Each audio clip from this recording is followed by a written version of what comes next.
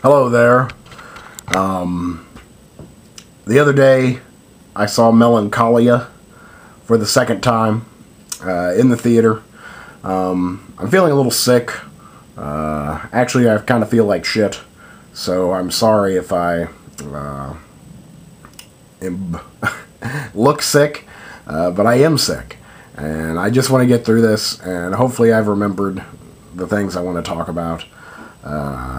I really enjoyed the movie. Again, this is the second time I've seen it in the theater. I think it's one of the better films of the year. I think it's the best Lars von Trier film I've seen. I haven't seen that many, but I think this is the best one I've seen.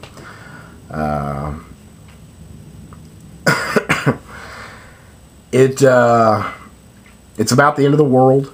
It's about sisterhood. It's about depression, loneliness, pretty much every emotion in the book. This film has at least a snapshot of it. I'm going to give it a 9. You know, I really, really liked it. I think Kirsten Dunst, gorgeous, amazingly beautiful. She's back in a big way here. I guess she went away, apparently with some personal troubles. Again, back in a big way, gorgeous. I fully expect her to be nominated for an Academy Award. Right now, I think she should win. I see no problem with her winning. I know that a lot of buzz is going to films that haven't come out yet, but I think Kirsten Dunst is amazing here, and she, you know, has a tough character to portray. Had to do it for a while. Has to do nudity, full frontal nudity, which she pulls off in spectacular fashion. And she really, honestly, has to exhibit every single emotion, you know, you could possibly have.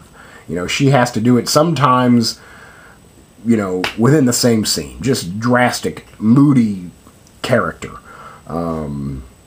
She pulls it off incredibly convincingly. Let's see, who else? Charlotte Gainsbourg is in it. She's very good. You know, she holds her own with Kirsten Dunst. She, you know, has to put up with Kirsten Dunst's character, and it's kind of made her an antithesis to that character in a way. So they kind of fit together, you know, in a puzzle-like kind of way, very yin and yang. The film is basically divided up into 3 parts. The first 10 minutes is absolutely mesmerizing. It's amazing.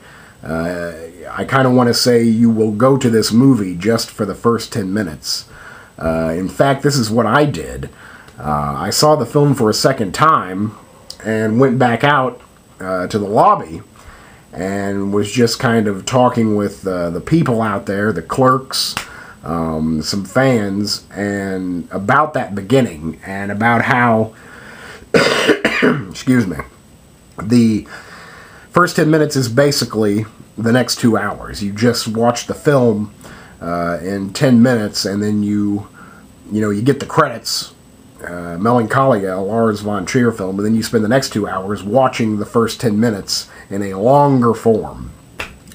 Anywho, the clerks let me stay after and watch the opening 10 minutes again. I mean, I told them that I didn't want to watch it, you know, again, just back to back, but if I could, just hang out for the first 10 minutes and take off, and I did. That first 10 minutes is awesome. You know, probably some of the best stuff I've seen in the theater all year. Just hypnotic and gorgeous. Stunning. And again, it portrays the end of the world. And it does so beautifully. And what looks to be accurately. I mean, it looked like it was happening. It was just gorgeous special effects. Okay, so I've gone through that. We've got Kiefer Sutherland. He's in there. Stellan Skarsgård's in there. Hurt, not William Hurt, is it? Oh, gosh, I can't think of his name. And I like him, too. He's been in everything. He's old. John Hurt? John Hurt. He's the Elephant Man. He's very good here.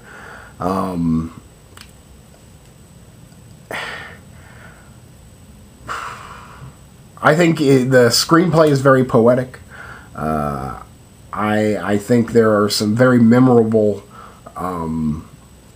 turns of phrase. I can't really call it a quotable movie, but it does have like these very elegant phrasings that just get stuck in my head.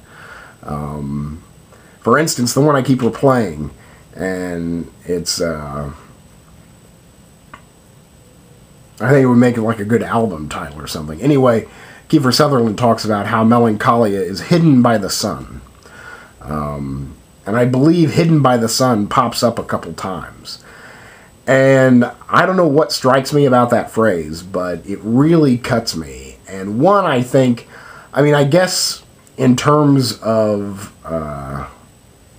you know, I guess it would be that season for Earth is why it would be hidden by the sun. Because really what strikes me about it is it's kind of impossible, you know, to be hidden by the sun. The Earth is moving around the sun, you know, it can't hide behind the sun too long, and it doesn't. And blocking stars and Taurus, just these little turns of phrase that really stick with me. You know, it also has, you know, its kind of mission statement is that we are alone. And she even takes it, Kristen Dunst's character takes it to a level that I don't even think has been mentioned before, is that we are alone in the universe. You know, she says that life only exists on Earth, and for not much longer. That's very bleak. You know, that's beyond bleak. To think that the universe is empty, with the exception of Earth. But it kind of seems that that's the theme of the show, is that just it's lonely out there. What else? You know, it's very heady. I'm sure there's a lot of metaphor going on here.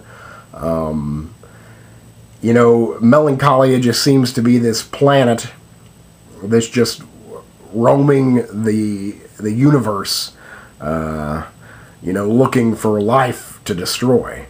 And in a way, I thought that maybe that kind of was Dunst's character. Maybe, you know, she's Melancholia, just kind of bombarding through people's life. You know, I don't know. I didn't want to think too much about it, and right now I'm definitely not wanting to think too much about it. But there is a lot going on. I mean, it's very philosophical. It's, I'm sure, metaphorical, allegorical. I don't know the difference between metaphor and allegory. At least, you know, not right now. But I'm sure that it's both of them. Just gorgeous. I don't know much about Lars von Trier. The first film I saw of his was Antichrist. Actually, that's not true. I watched Breaking the Waves back in college. To be totally honest with you, I turned it off. One, because I had a VHS and a very small television, and I had to read it, and I just didn't make it. You know, didn't make it. But I rented it when it first came out, when... Did Emily Watson, is that even who that is? Did she win for Breaking the Waves? I think she did. Emma Watson? No, I don't remember her name. That had Stellan Skarsgård in it too. So I've only seen like 3 Lars von Trier films, and really only 2. I've since put some of his filmography on my internet queue, so hopefully I'll be a little more experienced in no time. But I really enjoyed Melancholia. I mean, it's certainly not uplifting, but there's a lot to think about. It's absolutely gorgeous. The acting is awesome. I think Kiefer Sutherland is really good here. I think it's funny that he brings that intensity. You know, he's maybe most well known for playing Jack Bauer on Untold Seasons of 24.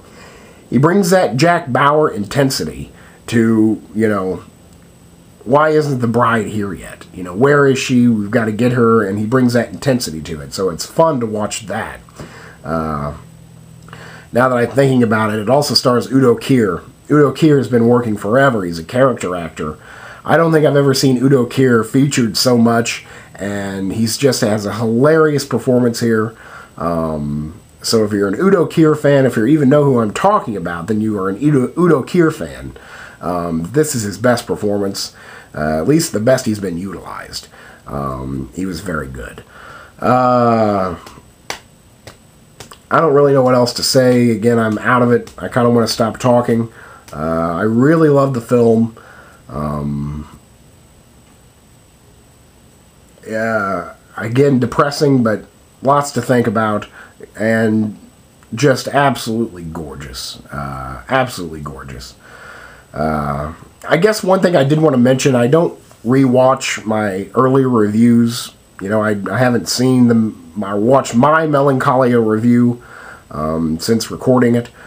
But I know I remember talking about not being able to understand certain emotions that these people have. And that's very true.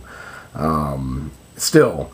But the scene I took particular exception with was one where Dunst doesn't want to fool around, get kinky with her just newly minted husband. And so she shuts him down and goes and has sex with a stranger. And I found that very unsettling the very first time I watched it. Here, I was less unsettled by it because I saw it for what it was, and it was rape. You know, Kirsten Dunst rapes a dude in this. And so, really, there's never an explanation for rape. So, I wasn't as affected by that this time because I saw it for what it was. And that was just her being vile. You know, people do vile things in this movie. So, you know, whatever. I've kind of lost my train of thought. But anyway, it's definitely one of the best times I've had in the theater this year, particularly for that first 10 minutes. You know, I could watch that first 10 minutes a lot. You know, I don't even know how many times I could watch it. I could watch it on a loop. You know, I think, in fact, it probably will be shown on a loop. You could show it on a loop in, like, raves or clubs or something, and people would just sit there and trip out on it because it's just poetically, you know, it's a poetic vision. It's just gorgeous. You gotta see it. You know, there's just no way around it. You gotta see it. So that's Melancholia. I'll give it a 9, a solid 9. Thanks for watching.